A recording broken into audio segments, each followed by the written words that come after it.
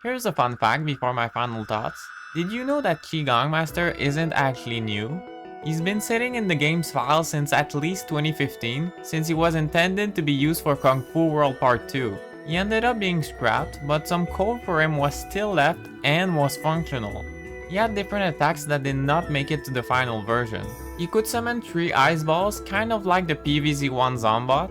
He also had an attack where he would just give you 500 sun, which might mean they were planning on making the fight very hard? Who knows? He was able to heal a chunk of his health, which was kept in some way for this new fight.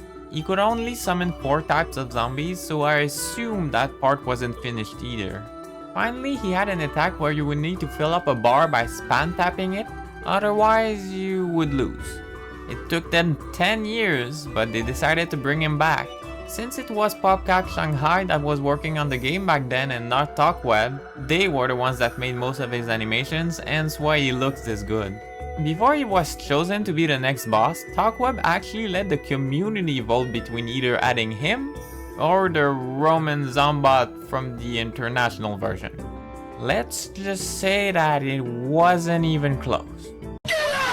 His current almanac entry reads, "A master of inner strength, extremely dangerous. The Qigong Master is known as the most prestigious master in the world of Kung Fu, and his inner strength has conquered countless zombies. However, such a powerful existence sometimes also has troubles with rent." That rent part is actually a reference to Small P, a former PopCap Shanghai employee. Back then they joked about the fact that the Qigong Master didn't make it to the final game because he, quote, couldn't afford the rent. I didn't find the fight unfair since getting Snow P and Repeater leveled up is pretty easy. He's also optional, so if you think he's too hard you can always fight the other 2 bosses to complete the world. I do find it annoying how they keep using these resilience shields and stuff for the new bosses, but it's not that bad. It's always cool to see a proper boss that isn't Zomboss. Most of the credit goes to PopCap Shanghai though. It's nice to see that their work wasn't wasted because his design and animations are really good.